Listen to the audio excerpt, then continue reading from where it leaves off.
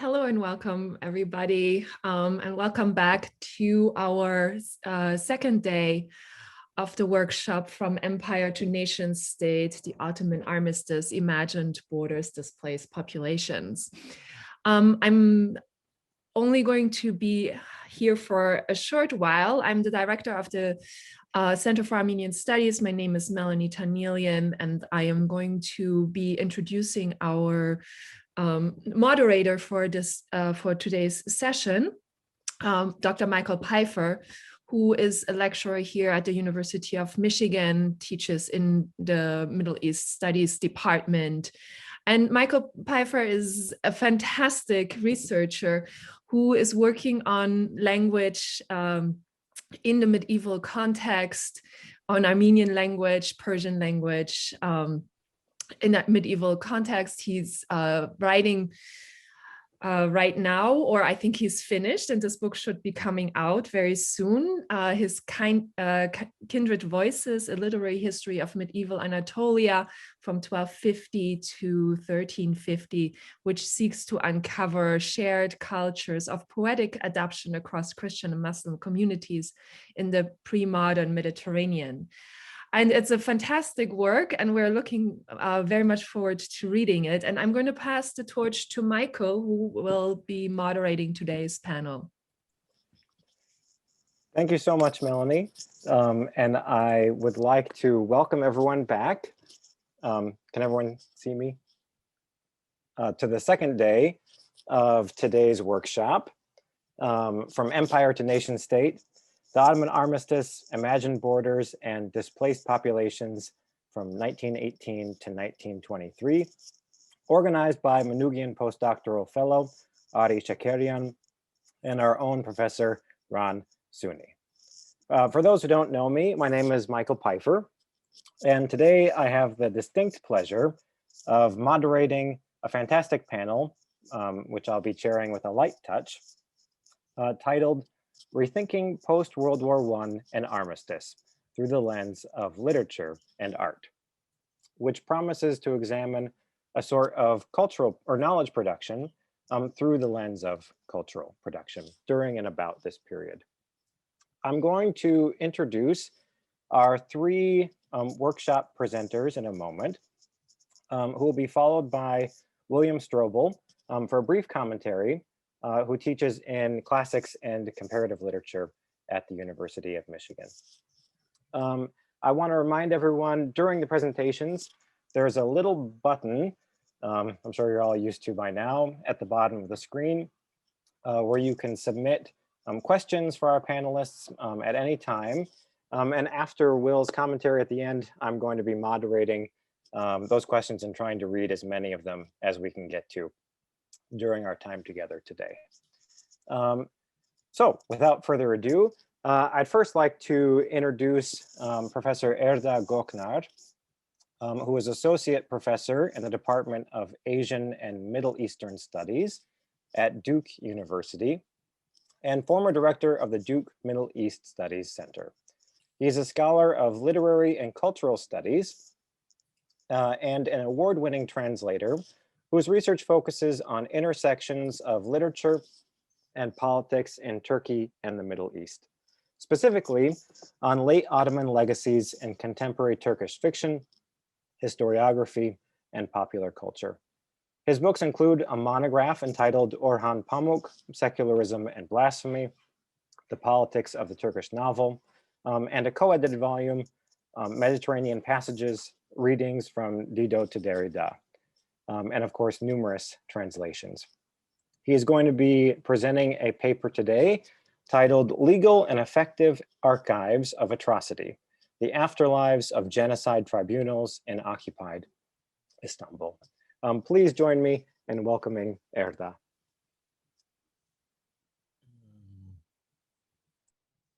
Thanks. I'm just going to share my screen.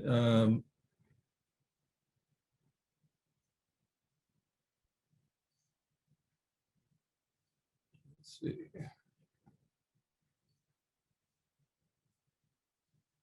Give me a second.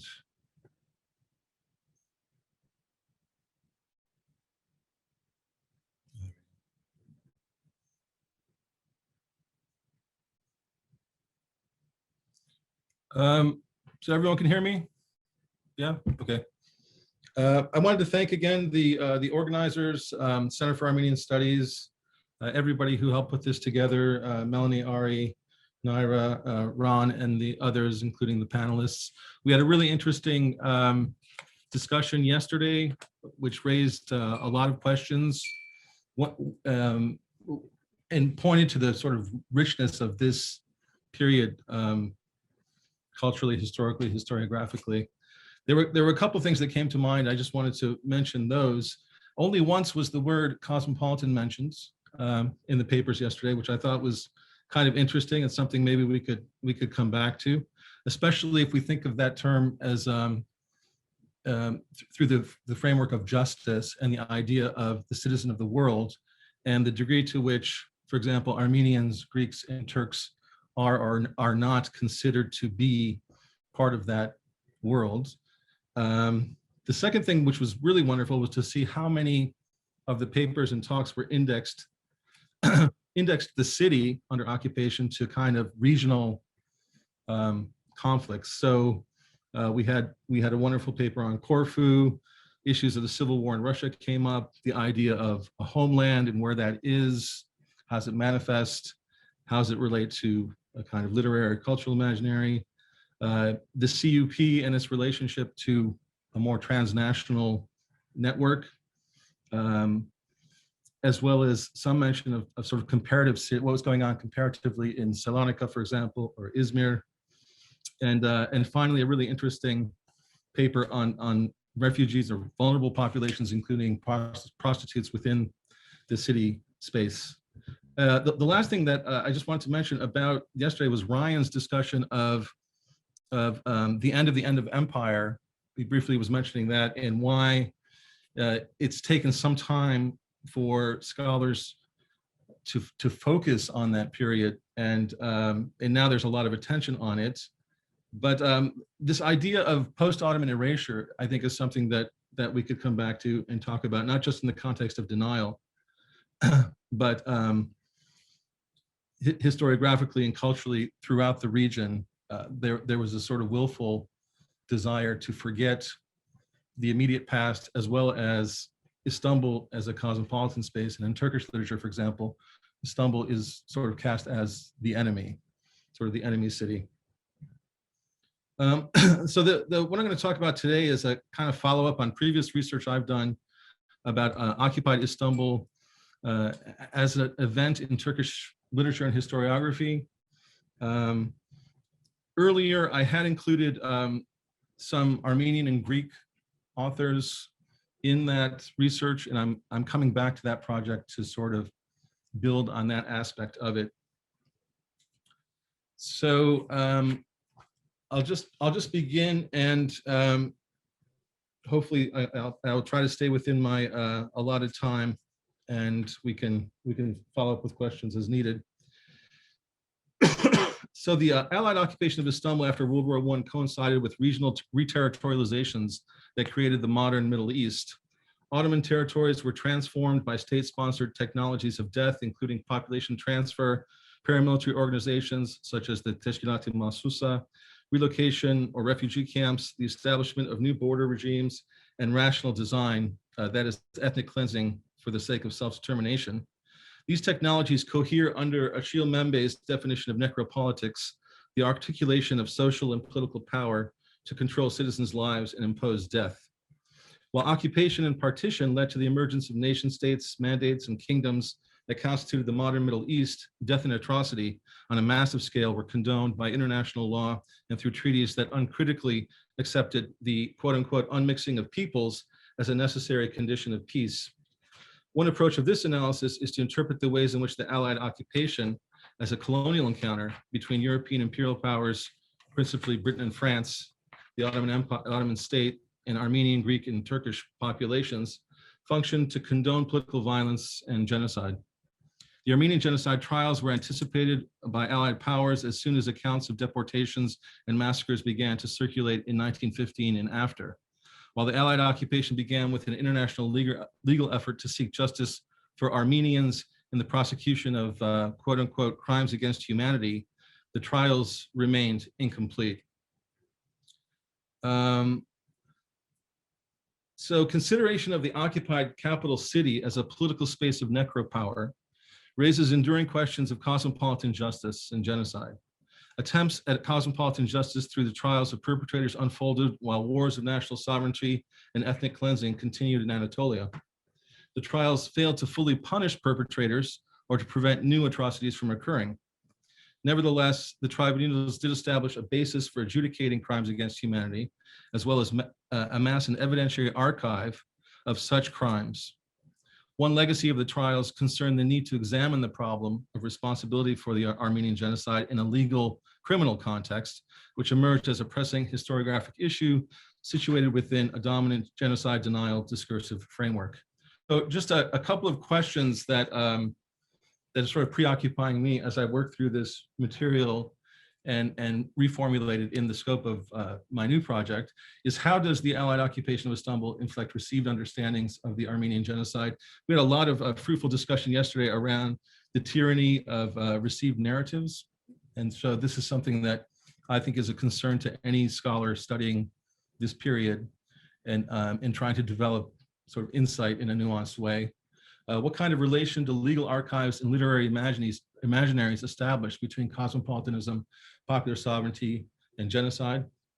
So the idea here is, is cultural production, does literature offer us a way to triangulate out of sort of the polemics of issues around genocide? And how can a literary locus of knowledge inform historiography on genocide? Let me see, go to the next. So during the Allied occupation, the Ottoman government established military courts-martial to prosecute government and administrative figures responsible for the displacement and massacre of Armenians. Cases were heard in occupied Istanbul as well as in cities throughout the empire. These military tribunals in their various locales sentenced perpetrators to death, sometimes in absentia, about 17 of whom were executed. As the post-genocide political situation shifted between 1918 and 1920, the Istanbul tribunals began to also try members of the insurgent Anatolian national resistance, Kuvayi Milliye. As both the Allies and the Ottoman government saw Kuvayi Milliye as a serious threat, as they saw it as a serious threat, the locus of state power had shifted to the emerging Ankara government in a way that rejected the Allied aims for justice for the victims of genocide. The subsequent Ankara independence tribunals of 1925 and 26, which tried and executed anti-Kemalists, punished and executed CUP perpetrators of genocide under subsequent pretenses of treason against the Kemalists. In 1916, a 700-page British parliamentary blue book compiled by Lord Bryce and Arnold Toynbee in collaboration with a transnational network, including British, American, Swiss, German, and Armenian contributors, published eyewitness accounts as preliminary evidence. This quote unquote document volume constitute a genre of its own with a specific format and a focus on evidentiary validity.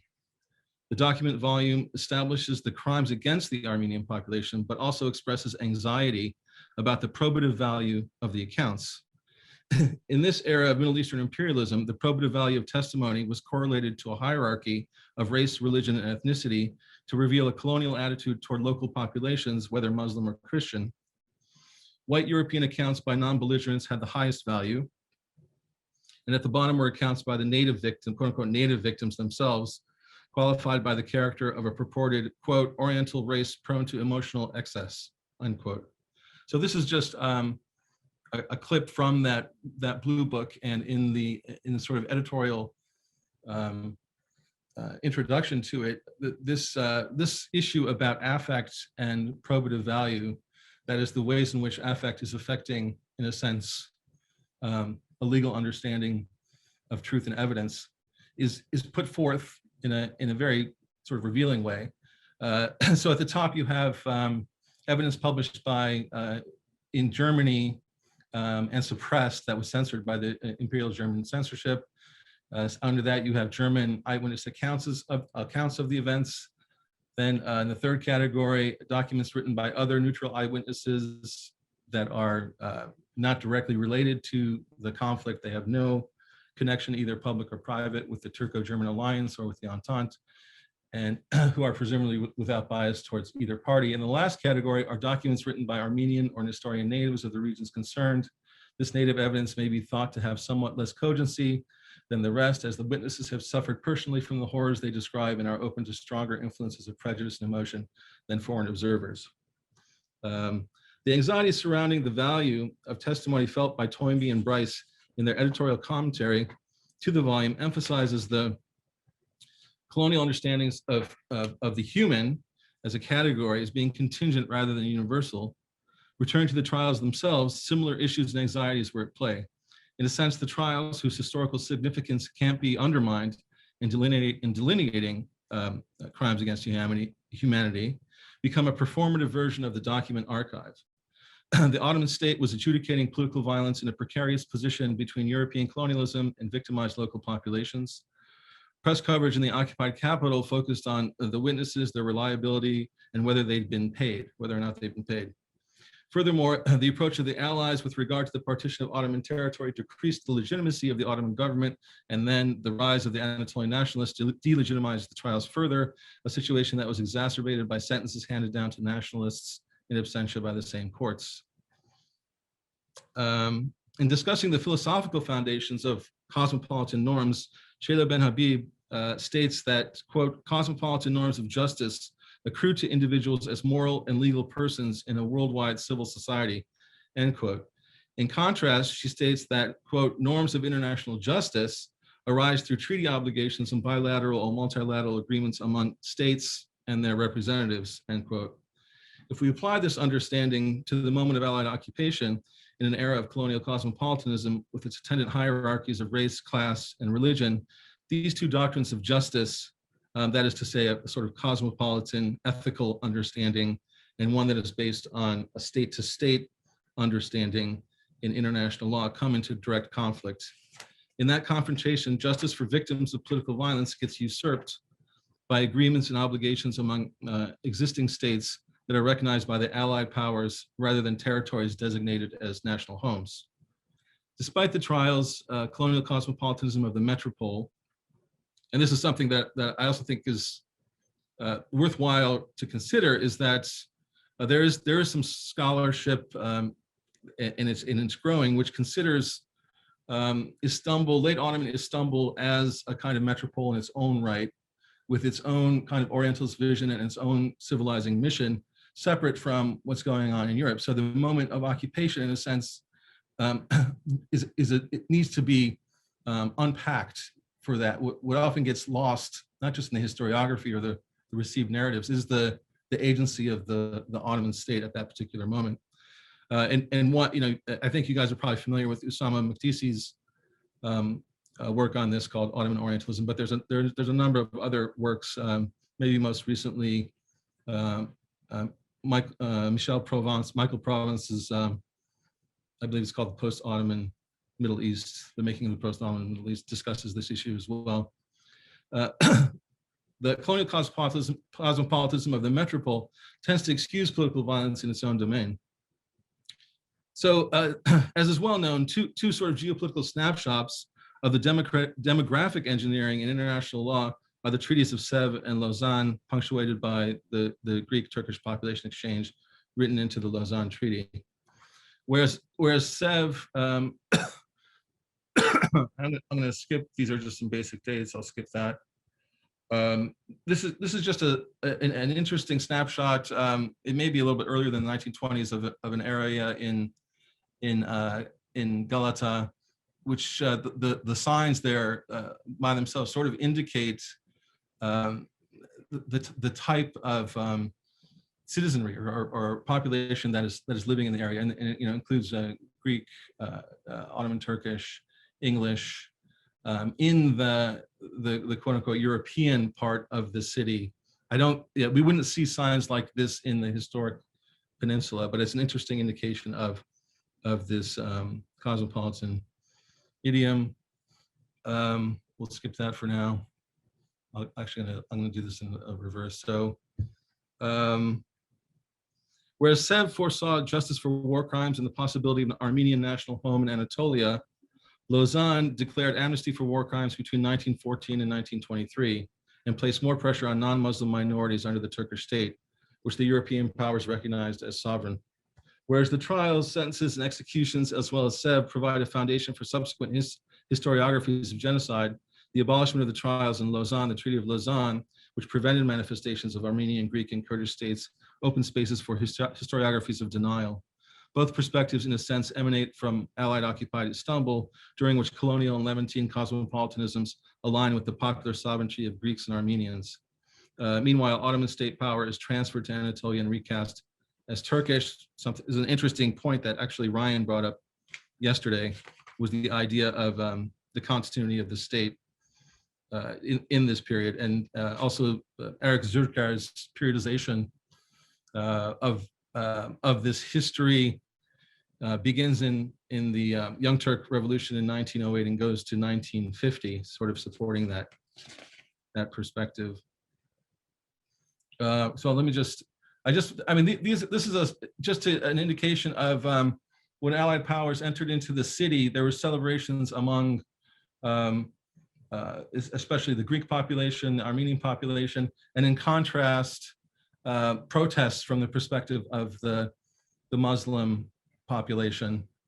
And the occupation period also, again, indexing its sort of regional changes, is occurring during this era of partition. And the partition takes a number of years to sort out. And SEB is obviously one manifestation of that. The Treaty of Lausanne is another.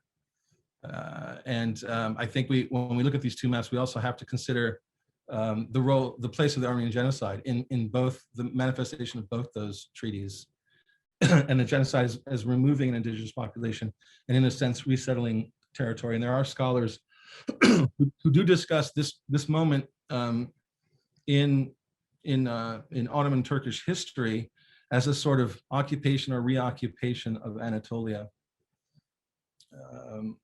So conceptually, I will be and this is a literary quote. We're finally getting to the literature, which I'll put up now. But conceptually, I'll be contrasting the logic of the legal archive, in which affect was deemed an evidentiary deficiency, to Armenian literary imaginaries of late Ottoman Istanbul as locations of knowledge about post-genocide subjectivities.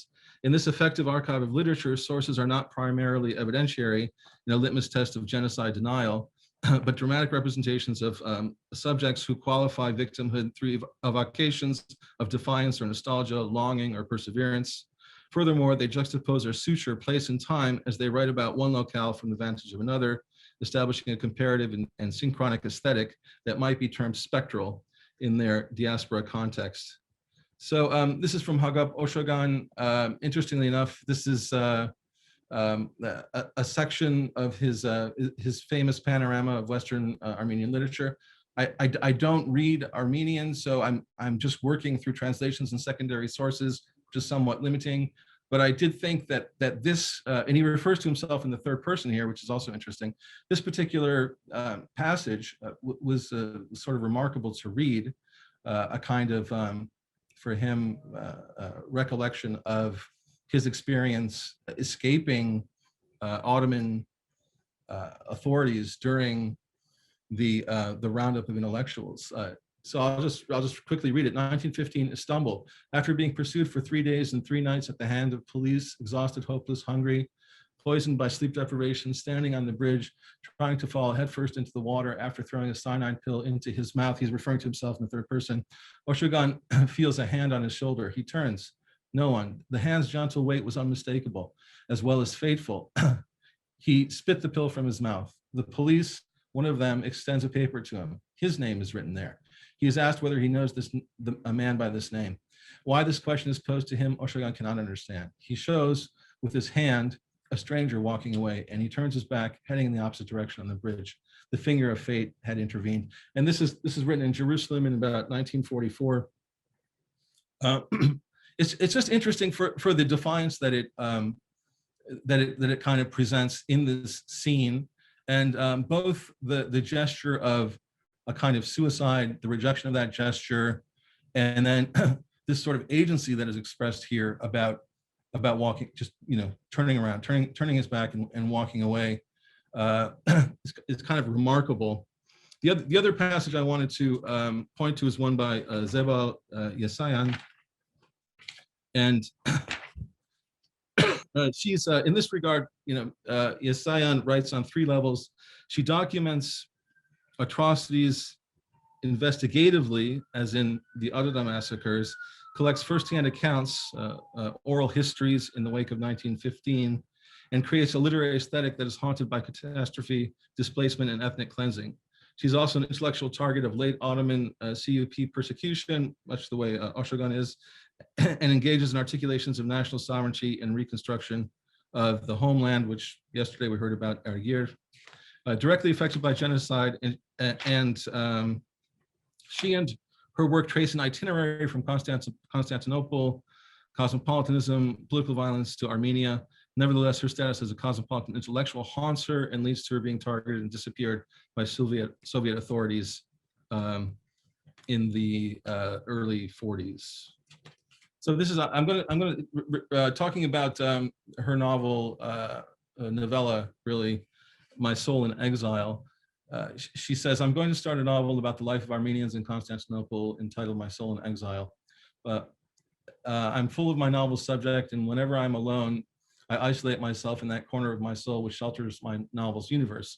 In that refuge, there's neither massacre nor deportation, nor Bolsheviks, nor anything else, but only sunshine, roses, the eternal song of love, beauty, and grace. If I could manage to give expression even only partially to that secret world, I would be satisfied, very satisfied. And this is also interesting. She's writing it from Baku in 1917. It's interesting because the world that is depicted in that novella, which focuses around a young painter, Emma, and her relationship to the community in Istanbul, is a kind of remarkable evocation of late Ottoman Armenian cosmopolitanism. And she's obviously, because of her other work, very conscious of the legacies of political violence and genocide. And she does have sort of a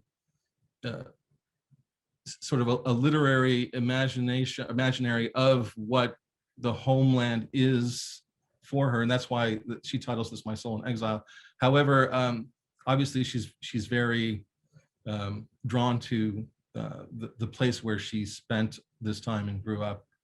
I'll skip that one for now, and in the interest of time, maybe we'll come back to some of this in the discussion. There's some concluding points here about this quick overview. So occupied Istanbul is indexed to regional conflicts and captures some of the paradoxes of late Ottoman cosmopolitanism and its relationship to genocide and popular sovereignty on one hand and state sovereignty on the other.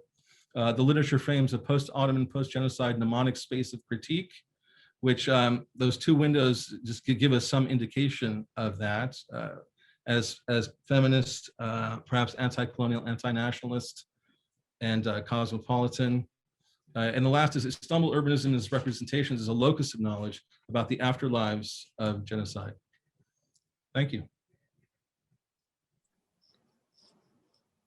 All right, thank you for that wonderful paper. I'm excited to hear the discussion afterwards. Our next presenter is Ararat Şekeryan, a PhD student in Slavic languages and comparative literature at Columbia University. Prior to beginning his doctoral studies, he received an MA degree in comparative literature from Istanbul Bilgi University, where he worked on Western Armenian poetry in the Armistice years. In 2016, he translated the famous Western Armenian satirist Hagop Baronyan's Perils of Politeness, a really funny work, into Turkish. His translation of Siamanto's Bloody News from My Friend, which are poems dedicated to the 1909 Adana massacre, will be published in 2021.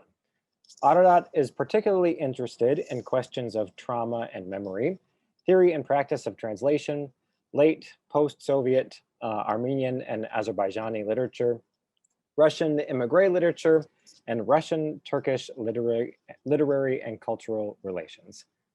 Please join me as I cede the screen to Ararat.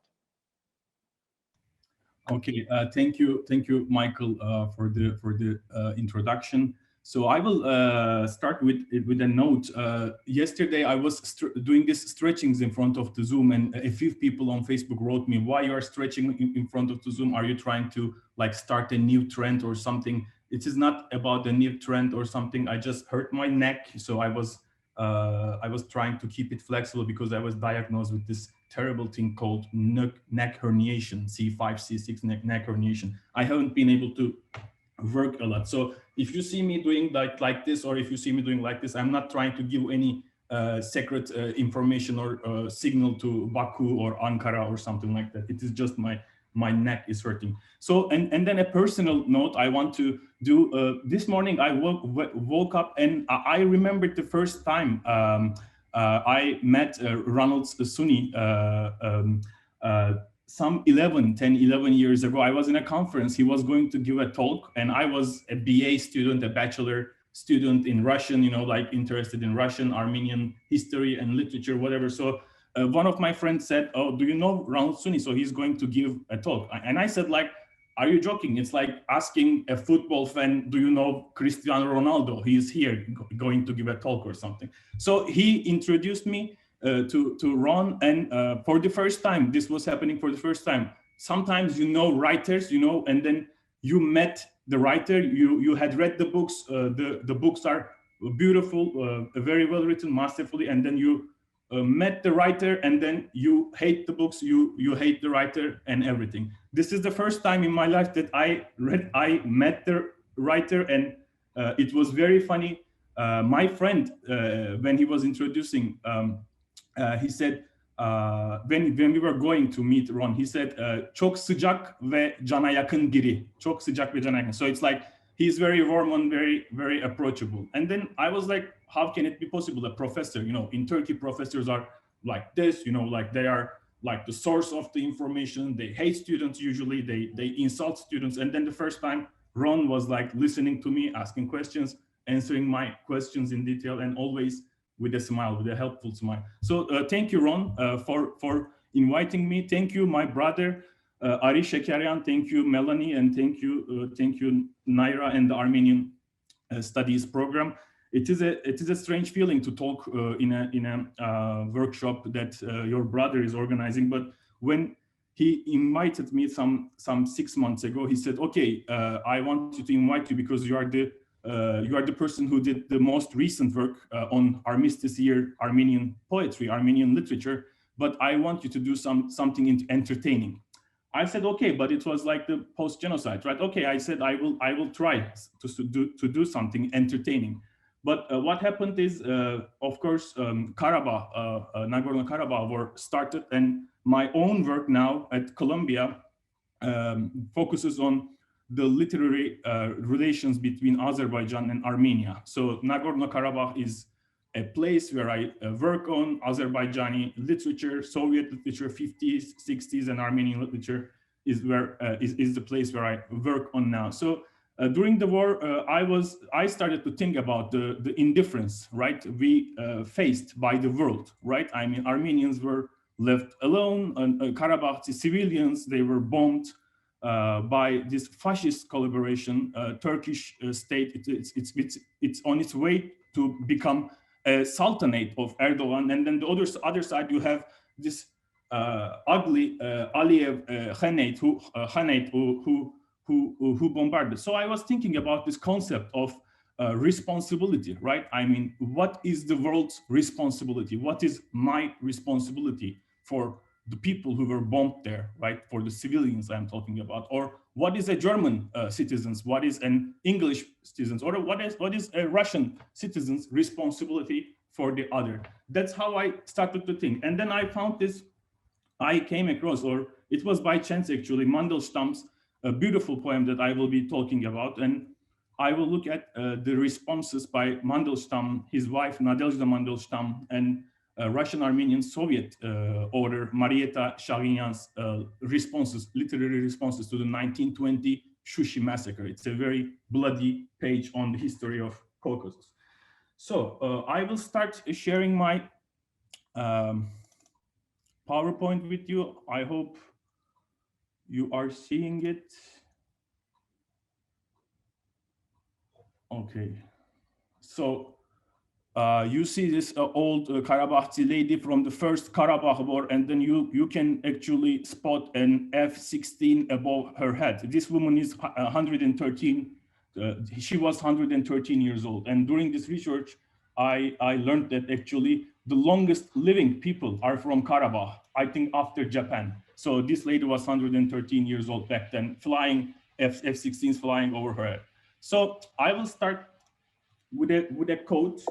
So my question in this paper, that the question I am interested in, is where is the demarcation line between passivity and one's responsibility to respond to the other, the perpetrator, and for the other, the victim, in times of political violence? To what extent is the self responsible for the suffering of others? Is it possible to maintain a relationship between the self and the other in the absence of ethical responsibility? So in one of his most celebrated essays, Ethics as First Philosophy, Emmanuel Levinas wrote, responsibility for the other is a responsibility that goes beyond what I may or may not have done to the other, or whatever act I may or may not have committed, as if I were devoted to the other man before being devoted to myself, or more exactly, as if I had to answer for the other's death even before being. A guiltless responsibility whereby I am nonetheless open to an accusation of which no alibi, spatial or temporal, could clear me. So, as I said, Şuşi massacre is on the forefront of this paper. I will start talking about it. So this is Osip Mandelstam. For those who don't know him, I mean, he's one of the most important 20th century Russian poets, probably the first for many people. There are probably more than 500 books written in different languages about him. So I'm not going to give a biographical, too much biographical detail, but what is important is that after a few years of flirt, let's say, with the Bolshevik regime, after his almost all friends were killed and exiled, he put a distance, of course, with the regime in 20s, and by the late 20s, he was already a jobless poet, you know, who was not even able to afford an apartment for himself and for his wife, Nadezhda Mandelstam, who later became a very, very well-known memoirist by her books in 50s, 60s, and 70s, right? 60s and 70s mostly. So what happened? Nikolai Bukharin, which was so-called protector and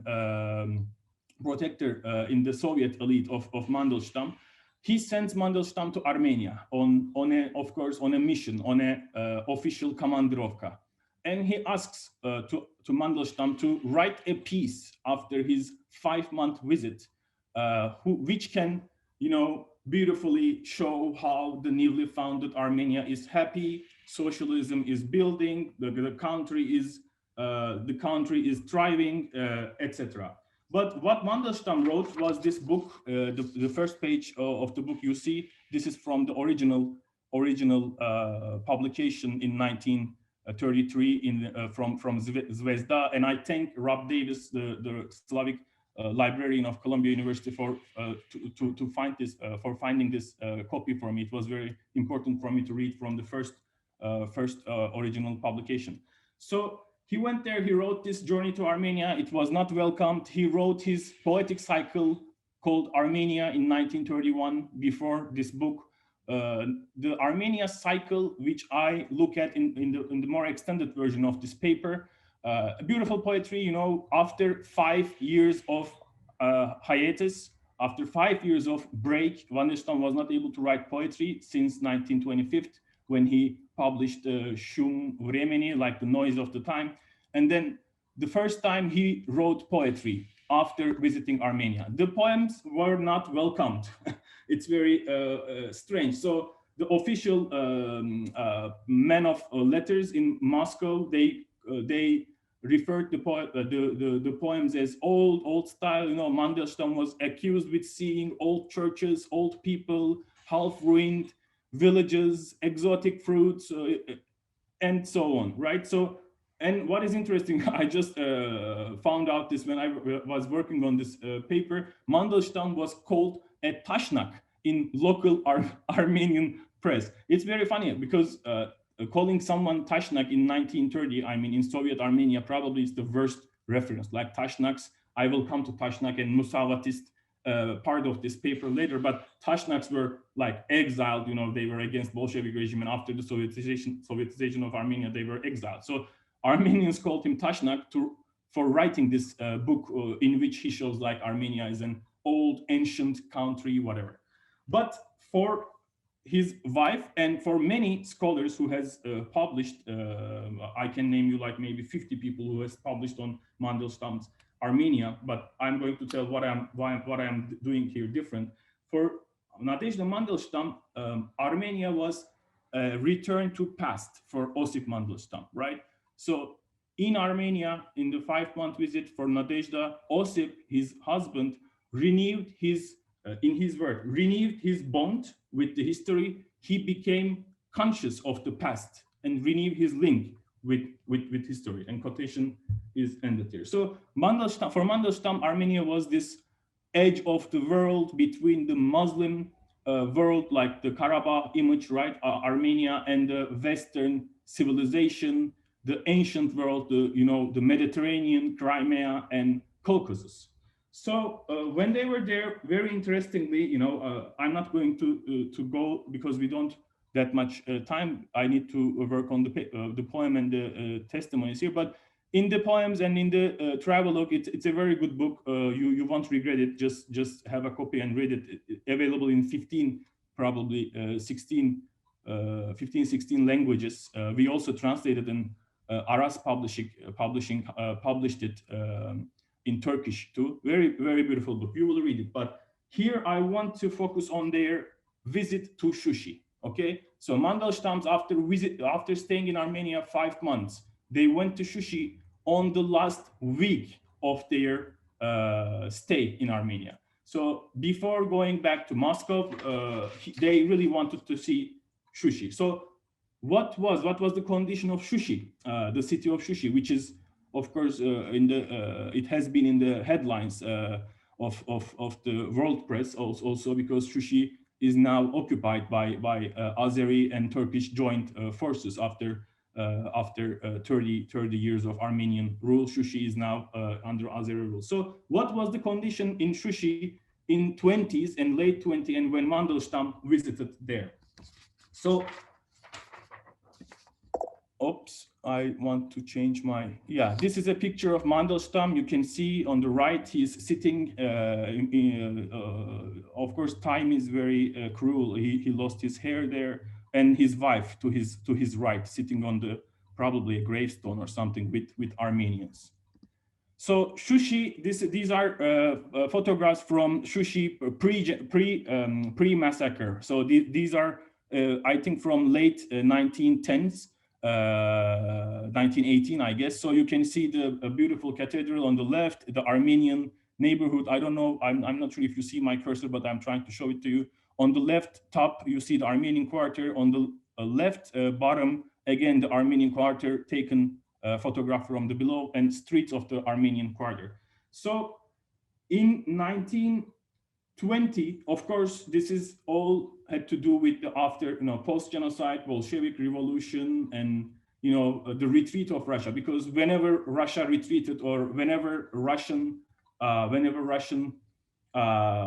dominance in the region was questionable, there were cruel fights between Azeris and Armenians, and Azeris were called Caucasian Tatars mostly, or Caucasian Muslims, because the word Azeri was not used to refer to this country and the people living there. So what happened in 1920? After a few, this is how Armenian neighborhood and the cathedral looks like after 3 days of huge massacres in the city. So what happened is, after a few small clashes in Baku and Ganja, between Armenians and Azeris, because Russians retreated after the revolution, in Shusha erupted this huge massacre in March 1920, and in the matter of 3 days, more than 30% of the Armenian local population was killed.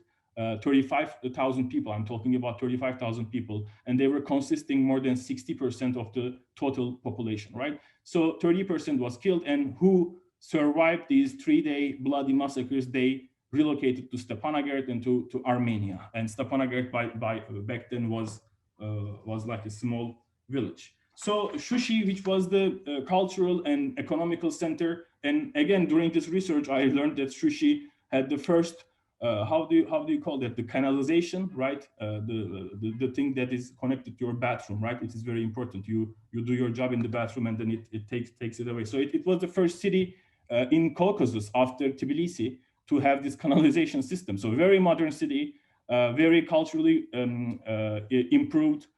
Schools, cultural centers, publishing houses, both Azeri, Muslim, and Armenian were functioning in the city. So what happened after the massacres of Armenians in 1920? Shushi's population, in a matter of couple of years, dropped from 60,000 to 9,000. It's a huge drop. So Shushi lost 51,000 people in 3-4 years because the economy was destroyed. You know, Armenians, you know, they're good merchants. They're like whatever, good blacksmiths. They're good puraban. They make your bread, whatever. So it was all destroyed. Now I want to, this was the picture. Now I want to look at Mariette Chaginians, which was sent there on a mission similar to Mandelstams. Okay, you go there, Mariette, and write something positive, something laudatory of the Soviet dominance, Soviet rule in this region. So she went there, and this is her testimony. I was stunned by the silence in Shushi. I have never felt such a horrible and superficial silence in my whole life. All of a sudden, it feels like the silence is muttering, stones are whispering and moving while you step on human hair covering the floors. Here and there, throughout the city, you can see the hair of women covered by dark blood. And she is there in Shushi 6 years after the massacres, okay, 6 years. For a person with a good imagination, it is impossible to breathe here. Shushi was turned into a desert. It looks like a desert on the picture. And its Armenian region was totally destroyed. After these mad atrocities and sheer impoverishment of the local population, it was as if the bitter taste of shame had remained in their memories. This part is very important for me. Collective responsibility of forgetting, she says. Krugovaya paruka zabvenia in Russian. No one remembers anything. The past is the past. Now there is a tacit focus on labor and passionate desire for the recovery of the region. Turks, she doesn't use the word Armenians, Turks and Armenian, Azeris, sorry, Turks and Armenians following the instructions of their little states, wisely sticking to the practice of forgetting the past. So this is what Mariette Chaginian, a writer in alignment, you know, with the state, in contrast to Mandelstam, saw. According to Mariette Chaginian, so she blames, I'm not quoting them, but she blames Tashnak and Musavatists, you know, the two parties in power before the Sovietization of two countries for the massacres. And they all, you see these Tashnaks, and Mandelstam was called the Tashnak. These Tashnaks destroyed their own country. Armenians destroyed their own country. Musavatists also responding to them killed thousands of people. And she gives very precise, you know, in documentation, she does a good job. I don't want to be unfair to this writer. She's a very important writer. She wrote novels on Soviet Armenia, good novels, socialist realist, but good novel. It's not always a bad literature when you say socialist realism, right? So I don't want to be unfair. She's documented, but her tone. So the next one, this is the moment where she ends her notes on Nagorno-Karabakh, okay? So this is also important for my paper.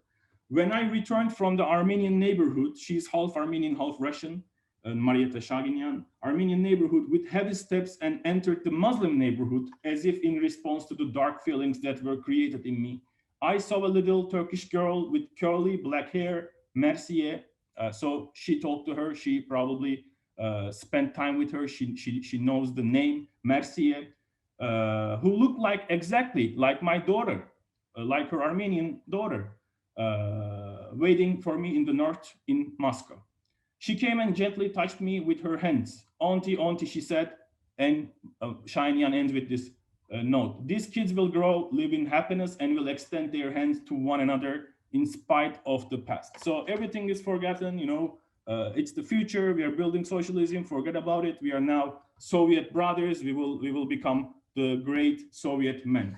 So what we see in Mandelstam's journey and what we see in Mandelstam's poem. Now I'm trying to get there and reach to the peak of this paper. So this is Mandelstam. They took a very hard journey from Yerevan to Shushi because back then the local Azeri, Soviet Azeri government was mostly blocking the Lachin corridor so that Armenians cannot reach Nagorno-Karabakh easily, and then they had to take a detour from the north of the Sevan to Ganja and then take the bus from Ganja. So it takes like 10 hours instead of 4-hour journey, right? So they went there in October 1930, the last week. So they enter they leave the bus and they enter the city.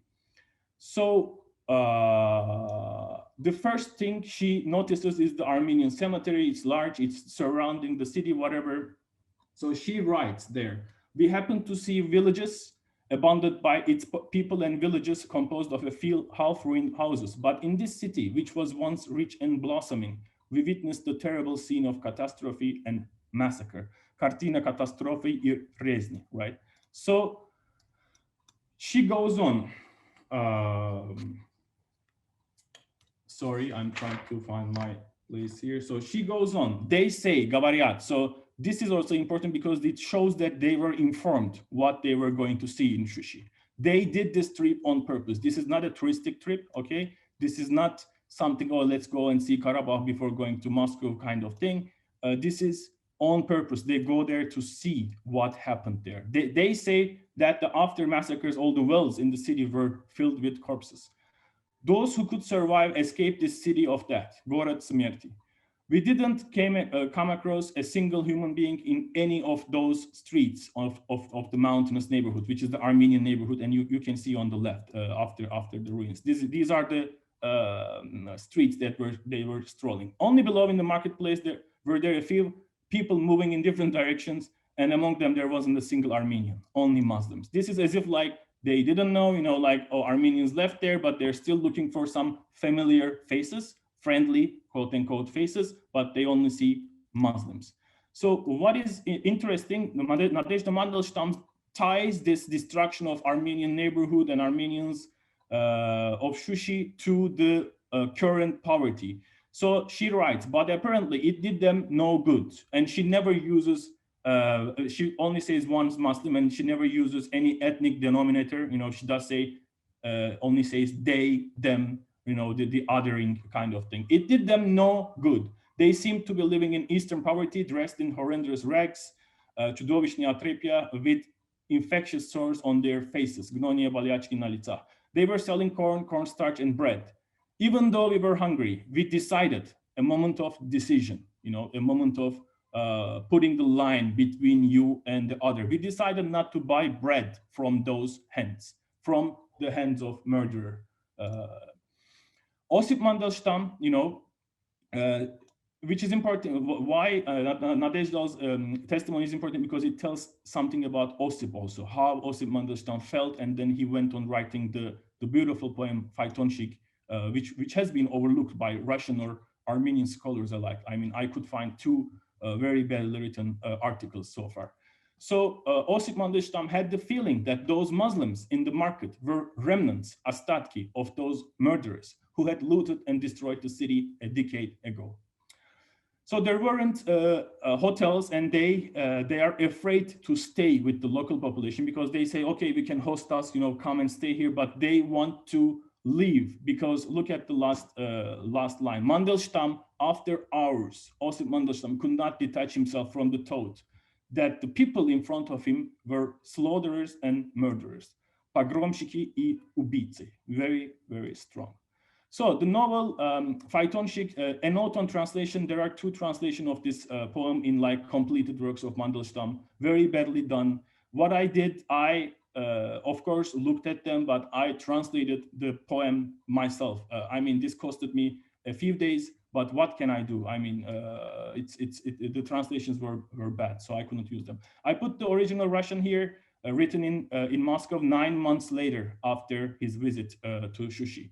Faytonshik, the coachman. I will quickly read it, and then I will conclude with a small analysis and my little conclusion. The coachman, on a high mountain pass in Muslim land, we were carousing with that. It was terrifying, like a dream. We had found the coachman, baked through like a raisin, like the devil's right hand, morose, monosyllabic. First an Arab's guttural yell, then a senseless tso. He hid his face like a rose or maybe a toad. Hiding his horrible features behind a leather mask, he drove the carriage somewhere towards the outer limits of humanity. And then bumps, lurches, and no way out of the mountains, carriages flash past, wayside inns flash past. The next part of the poem, it's coming for you. I awakened, friend, stop, I remembered, damn it. He's the plague chairman.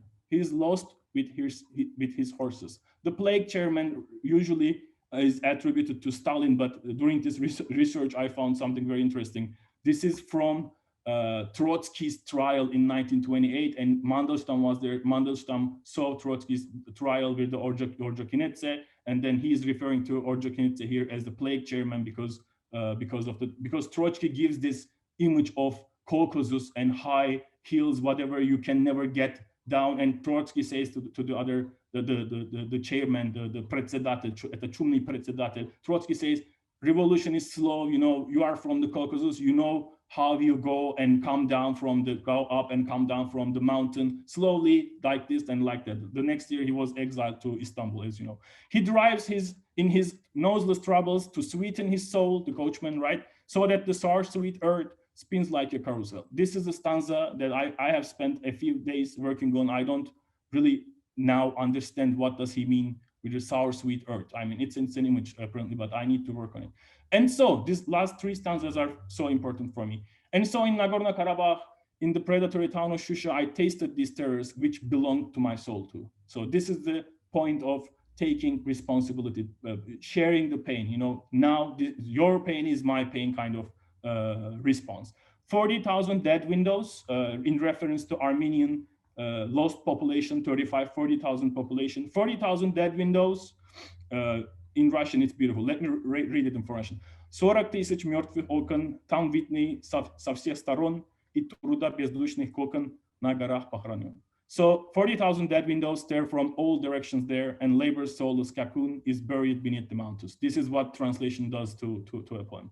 And bare houses are shamelessly turning pink, and above them the sky is covered with the dark blue plague. Very strong political response. So, as I said, there are intertextual references to Russian literature, but I'm not going to, I mean, it is written in the same metric scheme with Pushkin's Biesi, right, Devils and tak dalее, but and so on, but I'm not going to talk about it. But what is important, you know, the other side, you know, Karabakh, the bridge between the Muslim world, our Christian Armenia now is the other side, which is equal to death and destruction, you know, the coachman. This is the mythological figure of the Phaeton. He calls the poem Phaetonship, right? The Phaeton, the son of Helios, you know, drives the carriage of the sun and then crashes it to the world and then ends up with total destruction. And Shusha is now a predatory town from where a dark blue plague, which was a real problem back then in Karabakh. Karabakh was shaken by this plague problem. So Shusha is the center of the plague. And in one of the words, in one of the sentences, Osi Mandelstam says, it is all the same. We have the same in Moscow. It is more obvious here. It is in ruins here. But in Moscow, we just have, you know, nice buildings, you know, whatever. So we don't feel it. But Shusha came to symbolize the destruction, also the destruction of revolutionary violence in Russia. So I am finishing 2 minutes. This is, I'm taking back you to Occupied Istanbul. This is from my previous work, you know, that I was going to present, but I just wanted to use this because it is very relating. This is about the Armistice period, Western Armenian literature. Merujan Barsamyan, which was my hero like 5 years ago when I wrote my MA dissertation, he survived the genocide, Armenian eliticide, hiding in Bulgarian hospital in Istanbul. As you know, in April 24, Armenians were rounded up, Armenian intellectuals, 250 of them, and most of them were killed in Ayash or Çankırı in Ankara.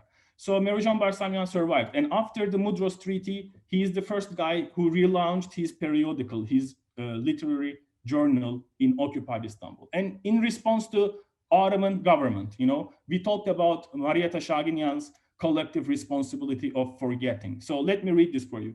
The guilt belongs to the former government. It does not belong to the Turkish nation. Armenians should forget the injustices that have been committed against them. We Turks are not the ones responsible. It was the previous government. This is what we are being asked. Merujan Barsamyan is speaking now. We should forget all of the injustices because it was not the Turkish nation who slaughtered and plundered us, forcibly Islamized us. We should now forget those injustices because they were individual crimes. Well, my friends, we have lost 1 million souls. We were Islamized, tortured, killed, left to rot in dungeons. Our wealth has been taken from us. There is no single Armenian, there isn't a single Armenian who hasn't been touched. But we are asked to forget everything now. So what I do with this kind of silence and regimes of forgetting, of course, there is the political background. Kemalist power rose. Soviets wanted to spread the revolution to Turkey, good relations with Atatürk, between Lenin, and so on. But the silence and the regime of forgetting in Karabakh, in Shushi, in Armenia, in Azerbaijan, and in Turkey, in Anatolia, was there. And this was a response. So I will finish here. What I'm trying to argue, I'm trying to look at this through the lens of politics of, forgetting, remembering. How do you remember? How do you forget? But yesterday also we mentioned the question of bystanders and beneficiaries. I want to go back to my first point. Who is responsible for the crimes, for the unpunished crimes? To what extent we are bystanders, we are contributing, or we are beneficiaries of these crimes, right? So Robert Meister wrote a beautiful book, After Evil, A Politics of Human Rights, in which he says, this is my last section, in which he says, in the times of unpunished crimes, the crime by the next, the regime tend to decollectivize. They decollectivize both injury and responsibility and redescribe systemic violence as a series of individual crimes. What it does to the victim. So when there is a shared benefit between perpetrators, bystanders, and beneficiaries of a crime, victims end up not only sacrificing their rightful demands, but also forgetting the past, burying it, and living under a regime of continuing equality. So Meister says this established a decisive split between the past and the future. Past evil is gone. Okay, guys, you are not going to be killed anymore. Just forget about everything. Past evil is gone. It's not coming back. It kills the responsibility, right? Ethical. It prioritizes politics over ethics, and it kills the responsibility. This is where I think Mandelstam's intervention, writing the poem Faytonchik, and Nadezhda's intervention, writing her memoirs, though this poem, Mandelstam tried to publish it in Moscow, in Stalin's Moscow. Can you imagine? He says, okay, publish this paper. Editors say, no, this is so gloomy, okay? This is not about the Soviet thing. This is about the past. We cannot publish it. He couldn't publish it, but this is a moment of taking responsibility for the other and saying, I am here, your pain is mine. I will stop here because I'm over my time. I know. Thank you for your patience. Thank you very much.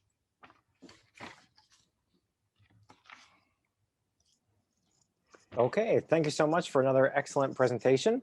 Moving along, our next presenter is Dr. Gizem Tongo, a historian specializing in the visual culture of the late Ottoman Empire. She holds a doctorate in Oriental Studies from the University of Oxford, St. John's College, where she was a Lord Dulverton Scholar and later a lecturer and a Barakat postdoctoral scholar. Gizem is particularly interested in the relationship between war and culture during conflict and its aftermath. She received awards and grants from among others, the University of Oxford, the British Society for Middle Eastern Studies, the Orient Institute Istanbul, and the Hrant Dink Foundation. Since September 2018, Gizem has been working as a postdoctoral research fellow at the British Institute at Ankara, and is currently completing her monograph entitled War, Art, and the End of the Ottoman Empire. Today she'll be presenting a paper titled This Grand Slaughter, Art, Memory, and the First World War in Occupied Istanbul. Please join me in welcoming her. Thank you, Michael, for your generous introduction. I will try to share my screen. I hope you can see it okay. So as the last speaker, I would like to take this opportunity to thank Ari, the organizers, and the panelists for a fantastic gathering. I also would like to thank the audience who have joined us yesterday and today. On a more personal note, I would like to thank Ari once again, along with Vasken Hachik-Davidian and Larna Ekmekcioğlu for generously helping me with some of the Armenian sources I use for my paper and for putting up with my endless questions. The title of my talk is This Grand Slaughter, Art, Memory, and the First World War in Occupied Istanbul.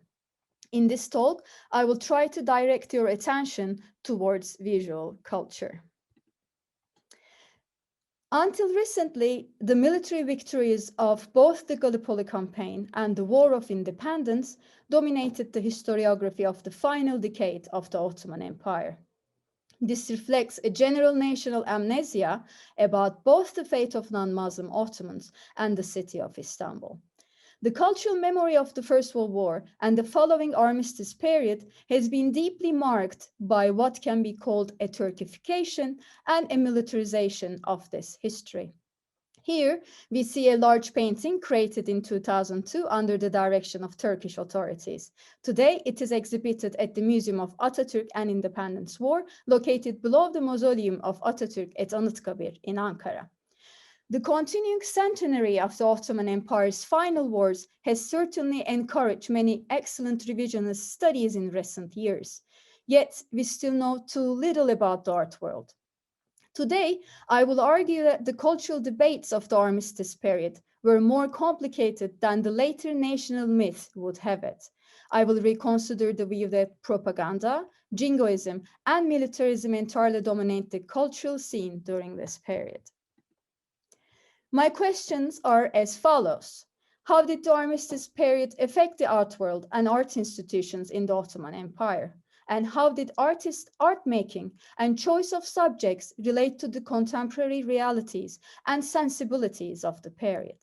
I will try to answer these questions around the stories and artistic production of three Ottoman artists, Panos Terlemezyan, Sarkis Haçaduryan, and Namık İsmail, all of whom witnessed and were deeply affected by the experience of the 1914-1918 conflict, or the Grand Slaughter, as Namık İsmail defined it in 1919. In early November 1918, more than 3,000 British, French, and Italian troops landed from Allied ships to occupy Istanbul. The occupation lasted for 4 years and 11 months and was longer than the First World War itself. Due to press censorship and CUP authoritarianism, the voice of protest against the war could never be explicitly articulated between 1914 and 1918. Yet, in November 1918, the population in general was furious at the decision to enter the war in the first place. Here are two examples from two contemporary satirical journals. The left is the Greek language Ana Kato, in English Upside Down, and the right is Yeni Zenginler. In fact, war profiteers, harp zenginleri in Ottoman, became increasingly visible and were harshly attacked by the contemporary press, as the great majority of the population were suffering real hardship. This document, published by Levant Trade Review, shows how much the cost of living altered between 1914 and 1920. During the First World War, the harsh effects of economic instability and inflation were felt by all classes. Another interesting example was the bitterly critical open letter written by a celebrated Ottoman poet Ahmet Haşim to the feminist and nationalist woman writer Halide Edip. During the First World War, Halide Edip had been in charge of one of the orphanages in Lebanon set up by Cemal Pasha to house Armenian children orphaned during the genocide. As Raymond Kevorkian has described, the orphanage acted as a kind of laboratory in which Halide Edip endeavored to Turkify the children, end quote. In his letter, Ahmet Haşim furiously demands that Halide Edip justify her actions. Your Cemal Pasha, with his smoking, glittering motor cars, had invited you to Syria to watch a Nero-esque entertainment. At that time, people were being killed in Syria. The Pasha's soldiers were binding their hands. His trials were imprisoning them. And what were you doing that time? You went there, and instead of revolting and returning or grasping that murderer's hand, you remained and watched those bloody sunsets as if they were the birth of a hope. Such examples can certainly be expanded from various articles written by Ottoman intellectuals, including Abdullah Cevdet's against Enver, Talat, and Cemal Pasha's, to many more oppositional or satirical images that fill the pages of illustrated journals.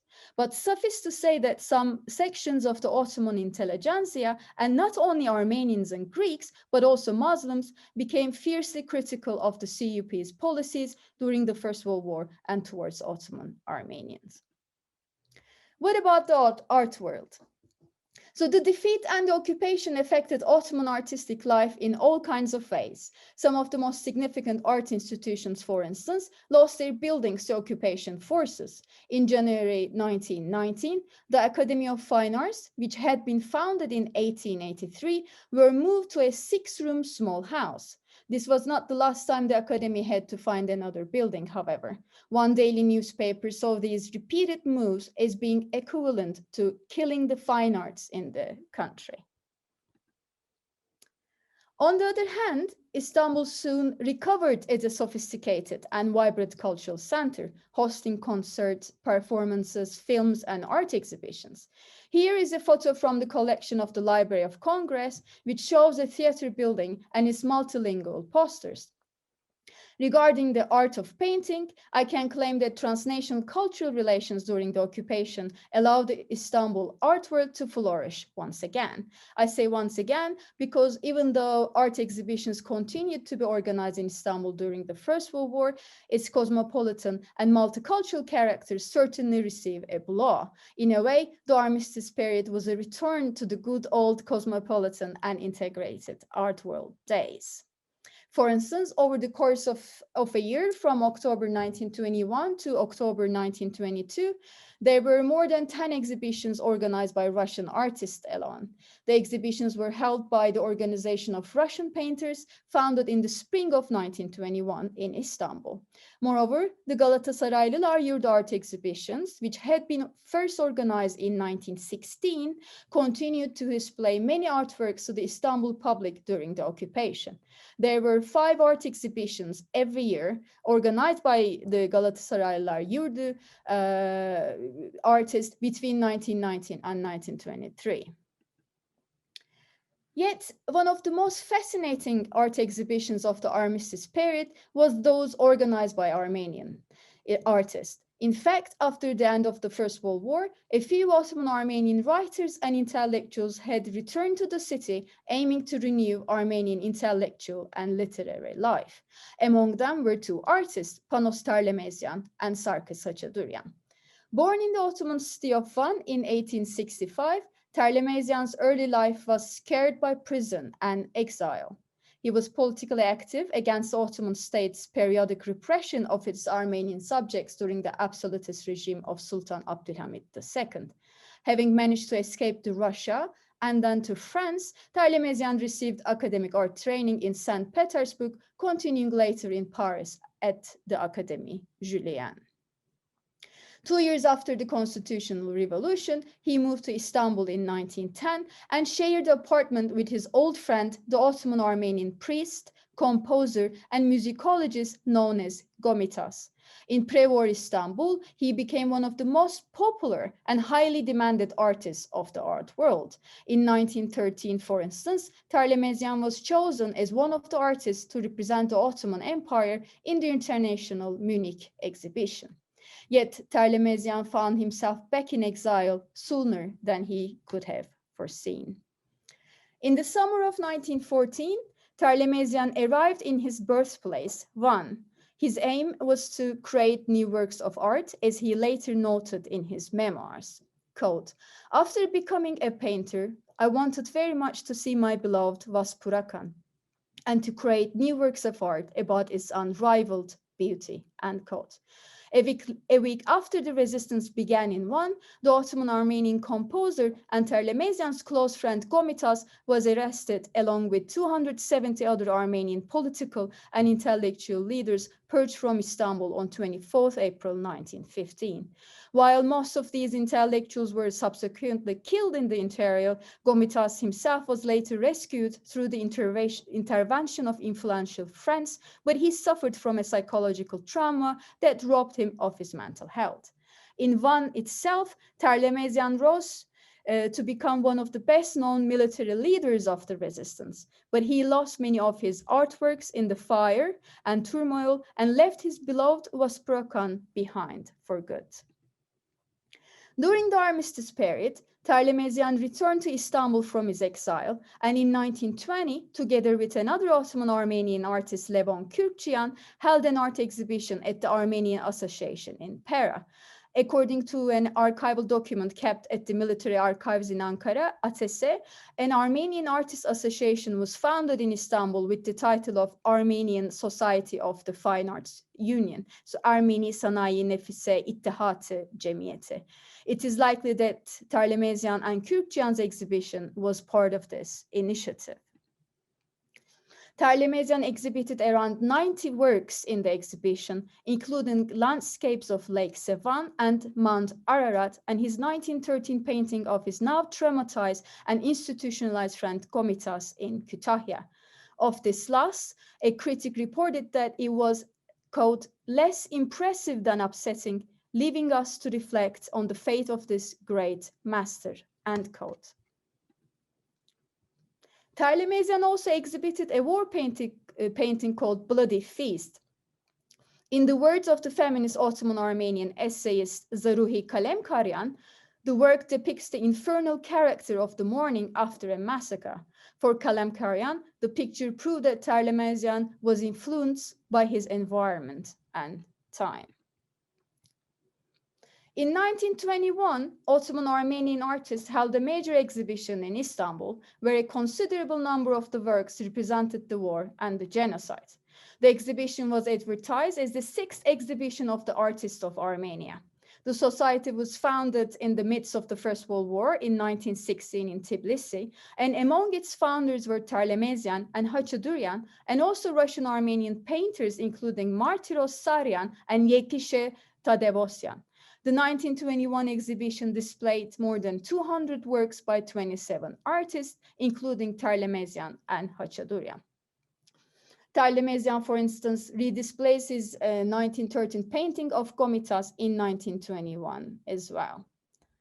Born in Malatya in 1886, Hachadurian became a student at the Sanasaryan College in the city of Erzurum and was sent to Europe by the college to perfect his artistic talents. He received, one second.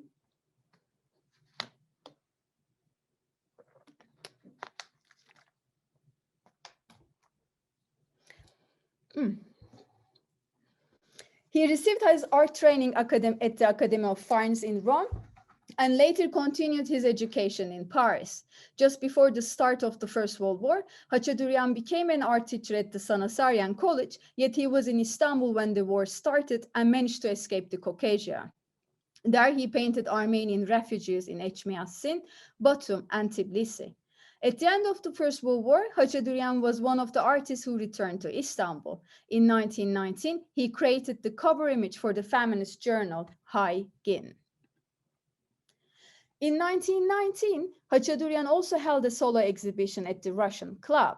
A remarkable review of the display was published in November in Hagen, where the author Sirvan Migeryan wrote a remarkable review.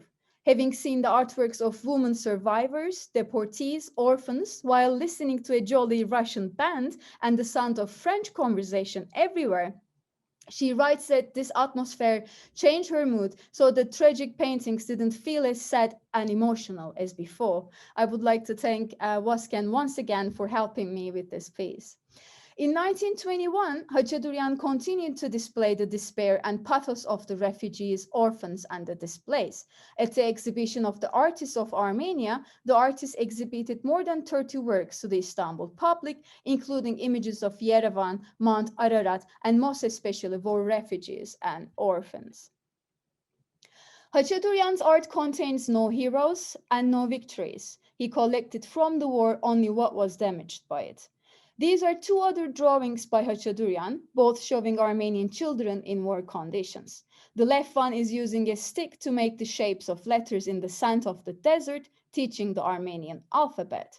The subject has been visited more than once by Khachaturian, as he produced at least one other work which depicts Armenian teaching children in the harsh conditions of the Syrian desert. The right image shows 3 war orphans, and the work was signed by the artist for the newly elected Patriarchal Locum Tenens Bishop Kevork Aslanyan.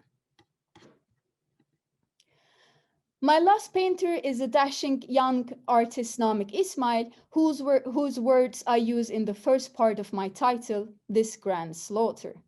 Unlike Terlemezyan and Khachaturian, Namık İsmail didn't display any war-related works during the Armistice period. He did, however, produce and exhibit war art during the First World War. Namık İsmail was deeply affected by images of warfare, as he was a veteran of the Caucasian Front. In 1914, with the outbreak of the First World War, Namık İsmail was drafted to serve in Erzurum. In 1916, however, he fell ill with typhus and was sent back to Istanbul. In a later interview, he remarked that, quote, "When I was on the Erzurum front, I caught typhus. This disease, which I watched kill many of my friends, saved my life. For 6 months, I came to Istanbul for a change of climate. They took me to the general headquarters and I stayed there." During the First World War, Namık İsmail produced the most striking and disturbing battle paintings. His Vortex of Victory, for instance, is an extraordinary painting of a cavalry charge. The expressionless faces of the soldiers contrast with the horror in the eyes of the horses as they realize that they have been ridden into a hell-like emptiness. In another painting, simply titled Typhus, Namık İsmail depicted the struggles of civilians on the home front, and especially those of women. At the end of the First World War, Namık İsmail switched his talent from painting war to renouncing it. Having left Istanbul, Namık İsmail found himself in Berlin in late 1918. In the grip of a general strike, the city of Berlin was trying to revive itself after the defeat of the German Empire. Armed conflicts between the Spartakists and the police and the guards loyal to the new post-war government had already broken out in December 1918. Some Ottoman students sent to Germany by the CUP government for education during the First World War joined the Spartacus League and participated in the rising, and Namık İsmail was among them. In 1919, he became one of the 18 Turkish Spartakists and co-founded the Workers' and Farmers' Socialist Party. His beautifully executed pencil sketches, including portraits of Karl Marx, appeared in the party's organ Kurtuluş, Liberation in English. He also wrote 2 articles to the journal he titled Socialism and Art. In the second piece, Namık İsmail told the world what he thought of the First World War. Quote, "The collapsed civilization has gifted us its last flower. This hitherto unseen, unheard of grand slaughter and passed on grinning. Certainly, we find ourselves at the end of this era and the beginning of another. As people recover from the bloodshed, it's not rage and hatred, but they desire but freedom and love."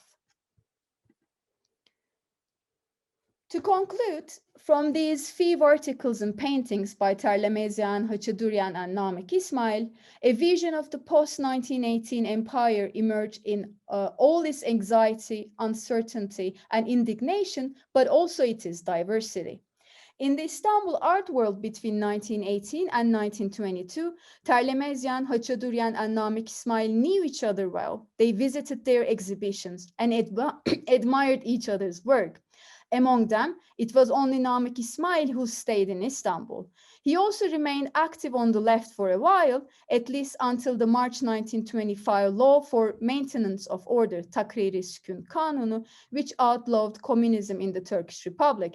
During that time, Namık İsmail had to hide in his friend's flat to escape police custody. Yet he later managed to develop close relations with the ruling bloc, and in 1927, he became director of the Academy of Fine Arts, a position he held until his death in 1935. Today, Namık İsmail is one of the best-known artists of modern Turkish art. And whilst Terlemezyan and Hachadurian's achievements should have ensured their places in the story of modern Ottoman art, they instead disappeared from Turkish cultural memory. Both Hachadurian and Terlemezyan left Istanbul in 1922 and never returned. Hachadurian traveled extensively throughout Europe and the Middle East. He lived in various places, including Iran and India, finally settling in Yerevan.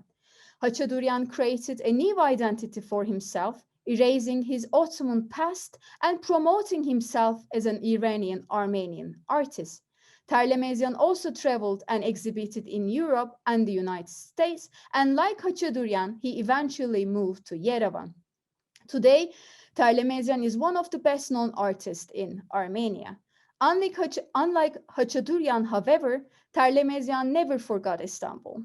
When he started to write his memoirs as late as 1935, and when he was 70, he dedicated many pages to his life and artist friends in the city of the Sultans, as he called it.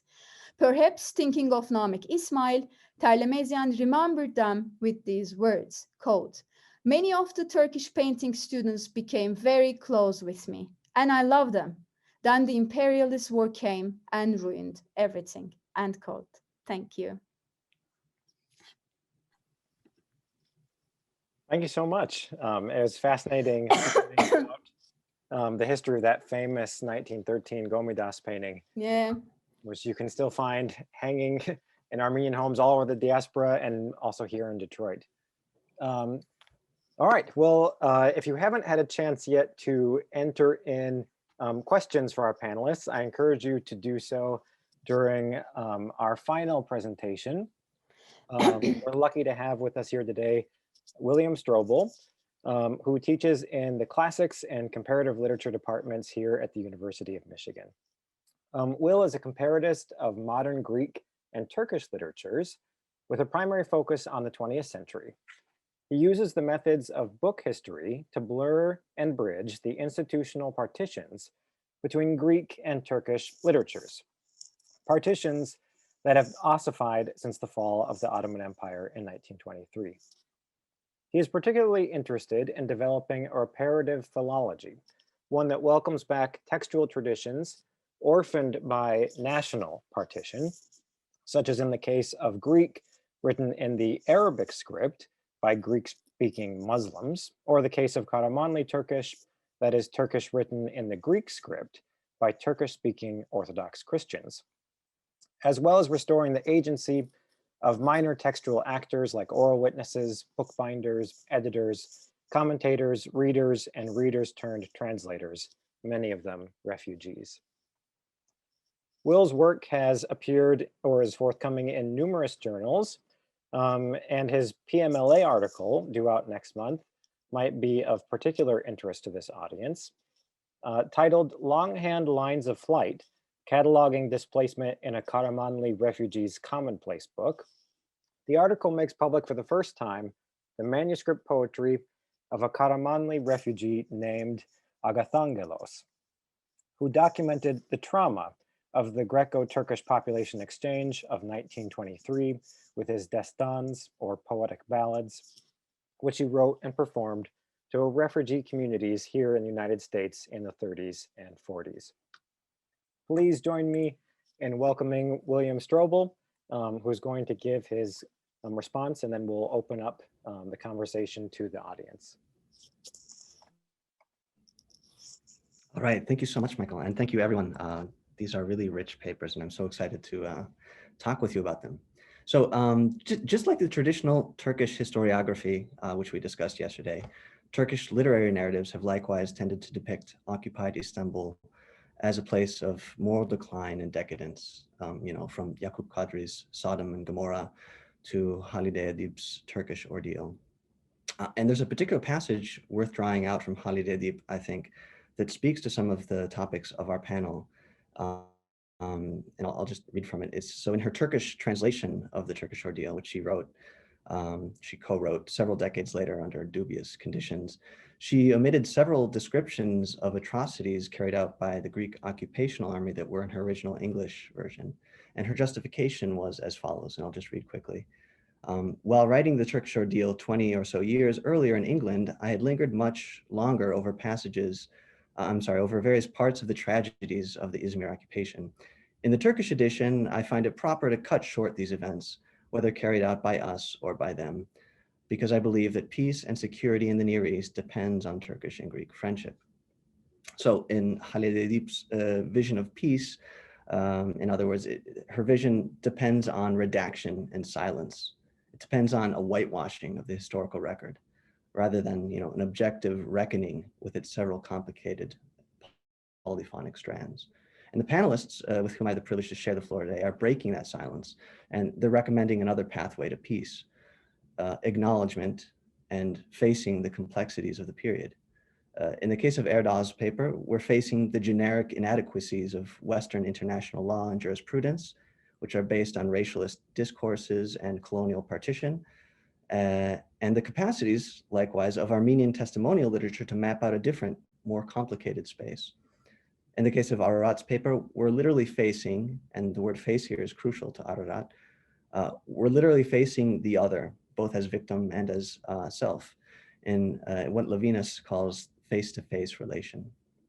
In the case of Gizem's paper, we're facing the complicated discursive environment of occupied Istanbul, where a brief window had opened up in mainstream intellectual discourse for honest discussions about civilian slaughter and genocide that crossed confessional and class boundaries. So in Gizem's paper, in following interrelated networks of Namık İsmail and Panos Terlemezyan, she raises interesting possibilities for exploring cross-communal alliances, even if they were fleeting and temporary during the period. But I have a few questions I'd like to raise. So first, I wonder whether you see examples of other alliances among communities during the Armistice. For example, between Greeks and Armenians in the city. There had traditionally existed several tensions between these communities. Did the events of the First World War and the Armistice ease these tensions or open up possibilities of discourse among the intellectual circles that you're studying? And what kinds of contexts did Armenian visual artists or Turkish visual artists, for example, during this period build with European occupiers? And seeing as Namık İsmail had been, a member of the Turkish Spartacists, what connections did he open up across ethnic groups in Istanbul during the Armistice period, maybe through class? A second question I have is, I saw that when you were discussing Bloody Feast, the painting, your slide showed a different painting, which leads me to ask, is Bloody Feast lost? Which leads me to a larger question, what was the trajectory of the artworks in these exhibitions after 1923? And I'm thinking in particular here of Göknar Zeytlian's Wattenpau's recent book, The Missing Pages, which follows the fate of Armenian art, what she calls survivor objects, during and after the genocide. And she writes, material objects play pivotal roles in survivors' narratives. And when people loot an object, break it or uproot it, these experiences affect the way an object exists in the social world and the meaning it accrues. So I just wonder whether any of the art objects that you're talking about those that moved in and out of Pera's exhibitions during the Armistice years, traced out trajectories in the wake of 1923 that may have added new layers of meaning to them. And actually here at Michigan, I had wanted to talk a little bit about some Armenian art objects that found their way here during the Armistice period, but I'll save that for the Q&A if there's interest to open up more time. So Ararat's paper takes us in a different trajectory, exploring the ethical obligation to witness for the other. And let me just briefly explain Levinas's theory to the audience, and then I'll extrapolate into a few questions for Ararat. So Levinas bases his philosophy on the encounter with the other, who necessarily presents their face to us as naked and vulnerable and unknowable. So we know ourselves and we clothe ourselves in the knowledge of ourselves, but when we first encounter the other, stripped bare of any knowledge, there exists a certain asymmetry in power. And this asymmetry demands of us, in Levinas's philosophy, demands of us an ethical response based on compassion and understanding. So what happens though when the other doesn't show his face? And this is precisely the problem we see in Mandelstam's poem, The Coachman, where the symbol of the perpetrator of violence, the driver of the phaeton, does not bear his face, but he hides it, foreclosing any possibility of acknowledgement. So looking beyond the obvious allegory of the ancient Greek myth, we might also suggest that again, this hidden face represents those like Halide Edip, who called for silence and redaction rather than an objective facing of the truth. You know, it could represent, in short, nationalist historiography. Mandelstam, on the other hand, feels the ethical obligation to witness on behalf of the Armenian other, and he feels it across cultural geographies, across languages, and across time. And indeed, I think it's one of the critical devices in Mandelstam's engagement with atrocities in Eastern Armenia is that of frozen time, which fights back against this Kemalist historiographic impulse to sever the past from the present. He holds on to the past and keeps it in the present. And then, of course, there's the geopolitical bridge that Mandelstam builds as well, connecting his own persecution under Stalin to the persecution of Armenians when he writes, "I tasted these tares which belong to my soul too." So I think in effect, he's building a kind of a transnational solidarity, a kind of poetics of global humanity. And here I'm drawn to a more recent example of transnational solidarity among refugees and those fleeing state persecution. Don Michoi's poetry collection from 2020 called DMZ Colony. DMZ stands for Demilitarized Zone, which the United States partitioned Korea after World War II. So Choi's poetry follows the trajectory of refugees fleeing South Korean dictatorships in the 1960s, 70s, and 80s. And Choi herself winds up in America. And at one crucial moment in her poetry, her own refugee trajectory intersects with Latin American refugees who are fleeing countries that have been destabilized in part by US imperialism and have now been thrown into cages at the US border. And despite the fact that they share no common language, Korean and Spanish, the poet, who is a child of Korean refugees, seeks out what she calls a poetry of mirror words, which would allow her to translate the Latin American refugees' experience into a poetry of global humanity. And I think it shares a lot in common with your project, Ararat, and I'd encourage you to check it out. But one question I have, though, is whether you see any dangers of co-optation in this kind of global witnessing. Are there any dangers in Mandelstam's overlapping map of Stalinist and Azeri atrocities? Are there any dangers in witnessing on behalf of the other when part of your witnessing is motivated by your own particular cultural experience? Another question, does his excessively broad category of Muslim lands at the start of the poem, followed by the almost animalistic Arab's guttural yell, do these turns of phrase risk overextending the category of perpetrator into an Islamophobic trope? And a final question, you had mentioned the need for a revision of existing Russian literary scholarship vis-a-vis Mandelstam's Armenian poems.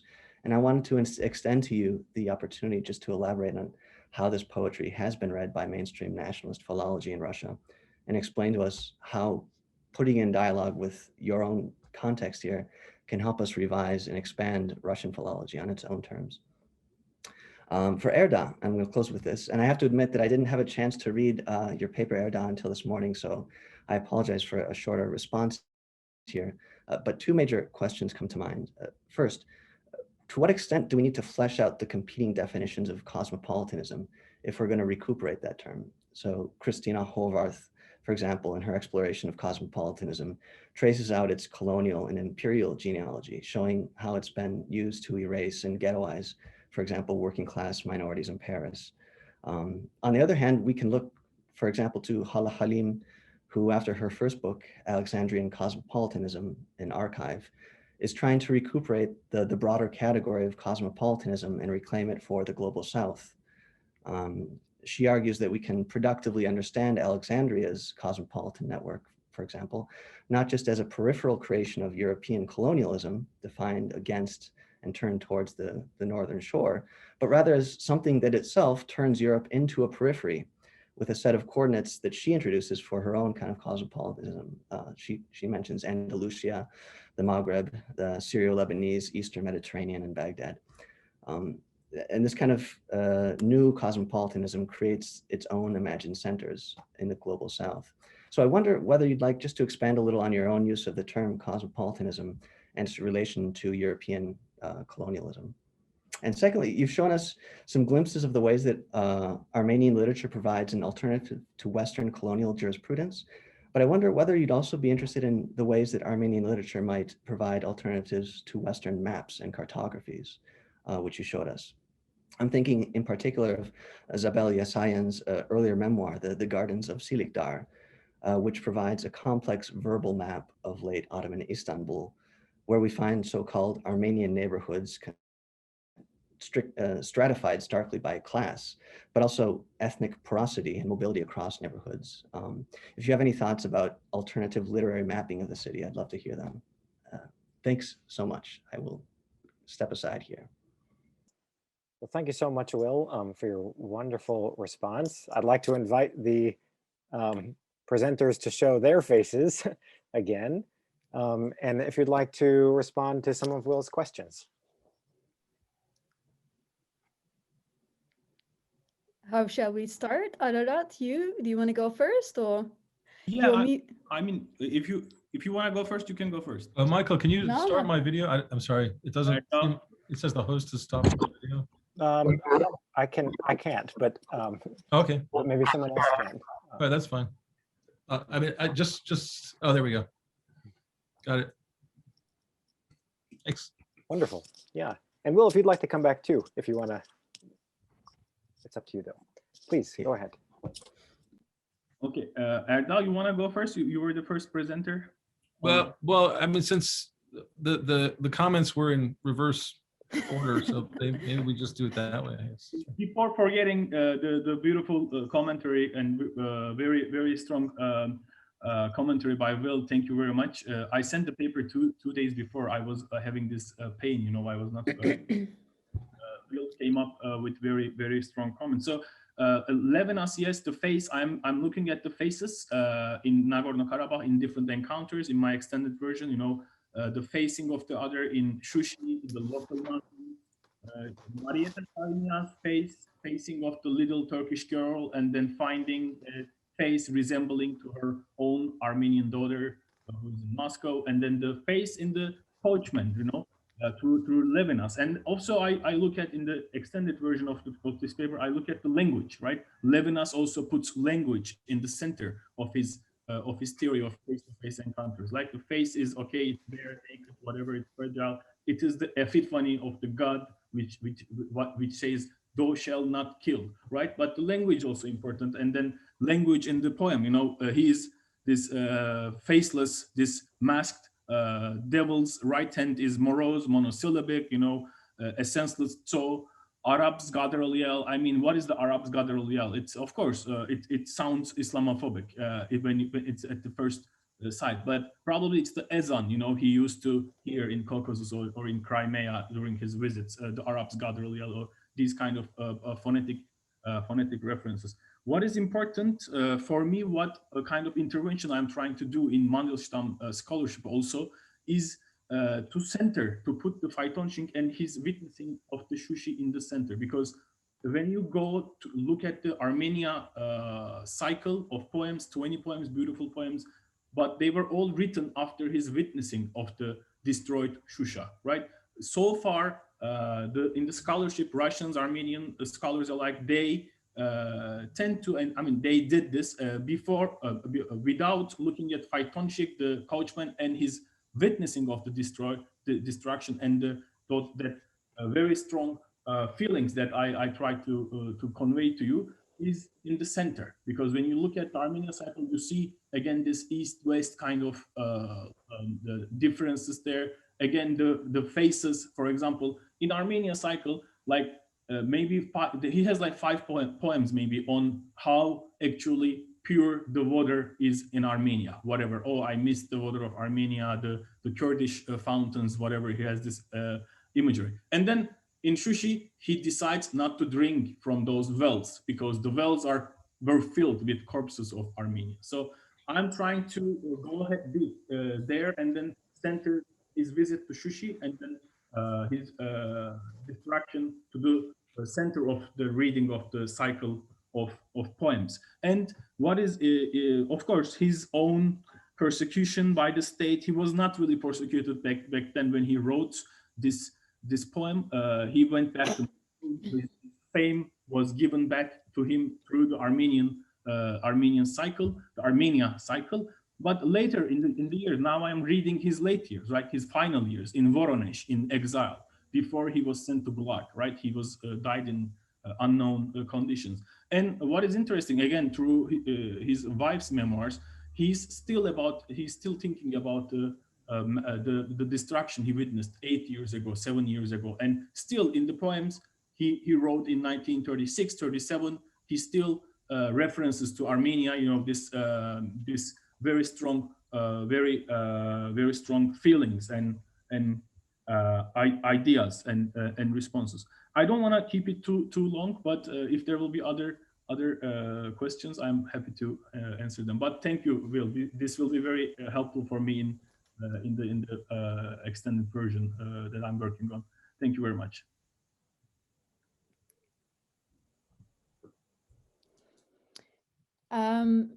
Shall I continue? Sure. Thank you, Will. I try to write them down, so I might ask you to repeat the first 2 questions, but to to give answers to the short questions. Yes, Bloody Feast, I have not yet found it. So the image that I showed you is a kind of unfinished painting by Terlemezyan, but it doesn't look like the one he showed, or at least it doesn't look like the one Kalemkaryan wrote about. And the Bloody Feast that she's referring to, I have not yet been able to find it.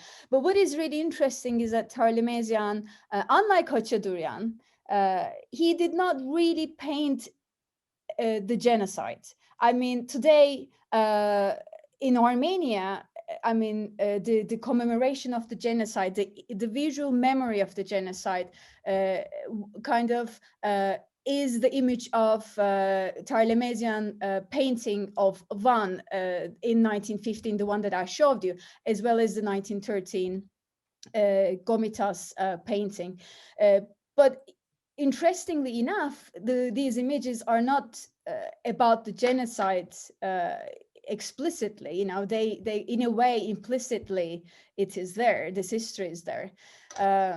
But so the paintings like Bloody Feast, even though it's much more graphic in its way of depiction, the genocide, Terlemezyan was not really interested in depicting the violence that much. So it looks like this painting, the one I showed, the Bloody Feast, looks like it's unfinished, in fact. But the question is Bloody Feast, I have not yet found it. So, and definitely one of, confiscation and Göknar Vattenpah did an amazing job with her recent book on the Armenian manuscripts which were taken during the genocide, and she kind of follows that history.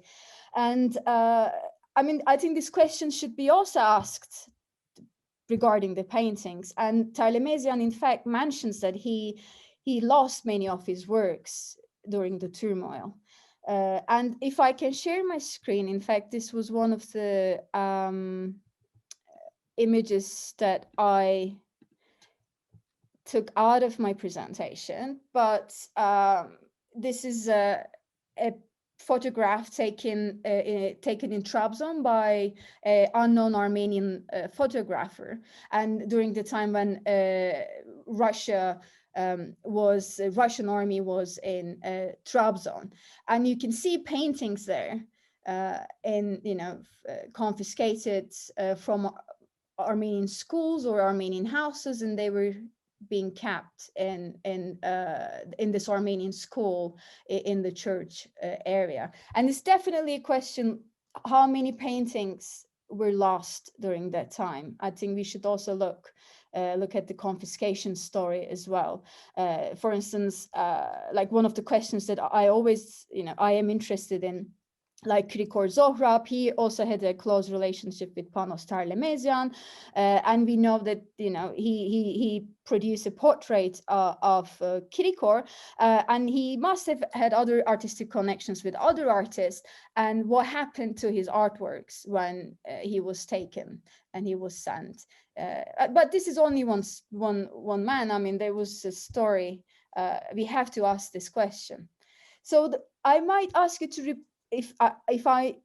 I hope I didn't misunderstand your first question, but you asked about the Greeks and the Armenians and the Muslims in Istanbul art world, and if the continuing war affected the relation. Is it what your question was, Will? I think rather the cessation of the war and whether the armistice introduced any new networks or connectivities, cross-confessional. Oh, yes, definitely. As I tried to say, I mean, it was a cosmopolitan time, and the transnational connections was kind of established again.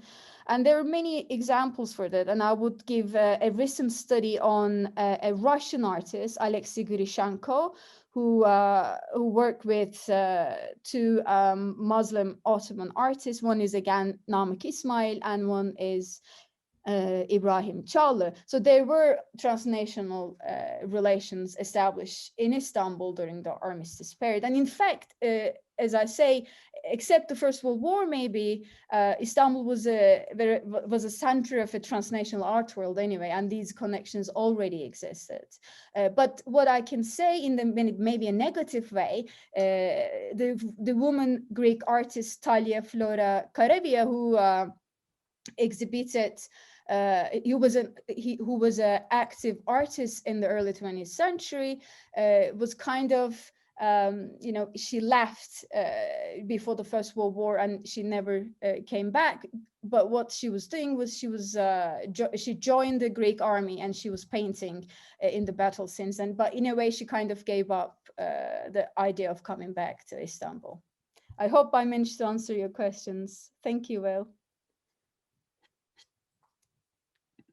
Hold on. I just want to share my screen again as well, if I could quickly. I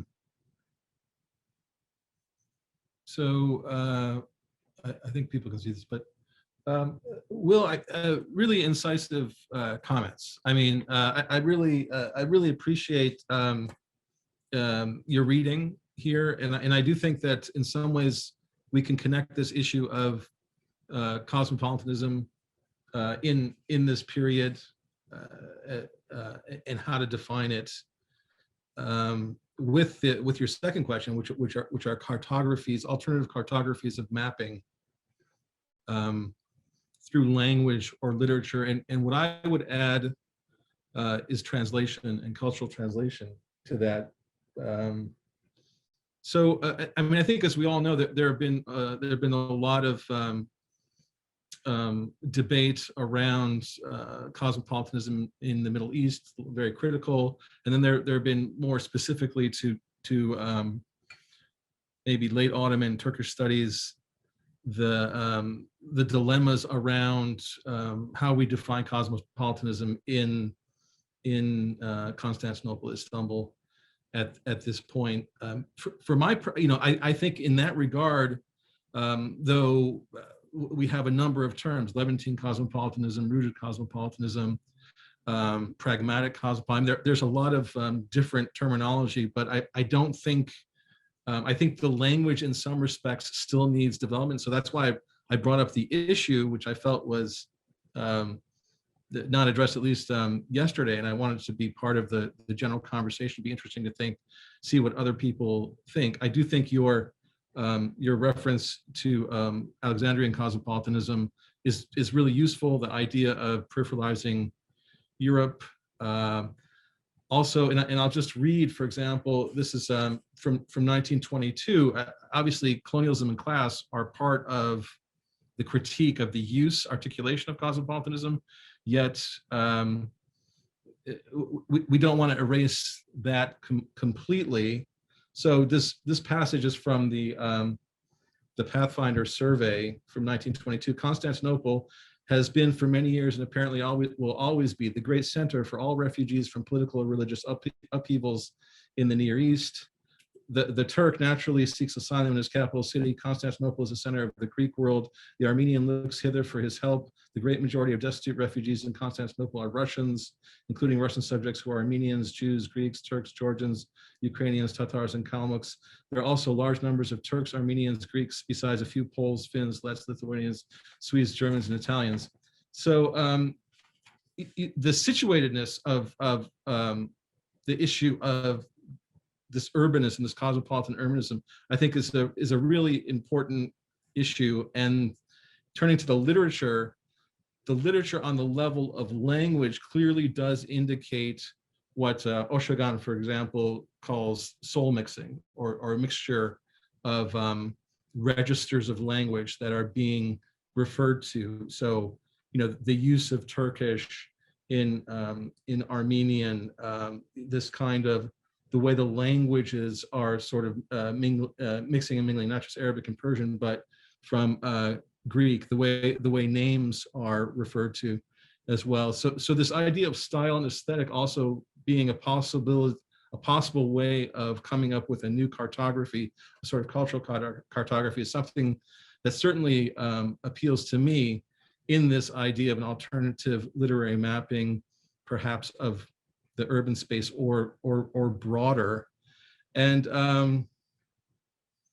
the other way to think about this perhaps is through negative space. That is the very concerted efforts to undo any attempts and to erase any legacy of the cosmopolitan at this point and immediately after post-genocide, post-occupation, is interesting. And these authors that are often considered nationalists or struggling with issues of nationalism, they know multiple languages. They're able to travel throughout the region and elsewhere. And that aspect of the polyglot aspect of quote unquote, those who are constructing a kind of national imaginary is often always suppressed. People don't talk about Holiday being fluent in Greek. They don't talk about her travels necessarily. I mean, The Exile is famous, obviously, but outside of the space of Turkey, and there's a lot of irony in the way they are appropriated in the national canon as well. So I just want to thank you for your comments, and just to say that this map here is one indication of the dilemma around the cosmopolitan space or Istanbul urbanism, and the desire, I think, geopolitically to really break down or deconstruct cosmopolitan space into nationalities. And the caption here is kind of funny. It says, "This map indicates the general results of investigations concerning the national complexion of various parts of the city. It's not based upon a house-to-house survey, and therefore it can be regarded only as approximately accurate. There's more or less intermingling of nationalities in every section." But this idea of the soul mixture or the intermingling is something that becomes a target of the erasure. And in the case of something we haven't talked about, immediately after the occupying Allied occupying forces leave Istanbul, the new Republic of Turkey engages in this enormous, generation-long project of erasure, the kind of cultural revolution that not only does away with the language, but in doing away with the language, does away with this heritage and this legacy in its targeting of sort of this intermingling of peoples and ethnicities. Thank you. All right, well, thank you so much. We're actually just a couple minutes over time. So in the interest of not starving the panelists before we reconvene in half an hour, I want to allow people to go have lunch. But perhaps I could, in the interest of taking one question from the audience, maybe I can just pose it now and then it can be picked up again when we all come back. This question's from Ron Suni, and he asks, these writers and artists are dealing not only with war and atrocities, but also with new visions and hopes for the future. Could any of the panelists talk about connections of these writers or artists with the increasing emergence of socialist alternatives to capitalism and imperialism as sources of the war? So you don't have to respond immediately because maybe it's good to give people time, but maybe we can think about this question and then come back and address it together. I want to thank you all, and we'll see you in half an hour. Thanks so much, Michael. Thank you.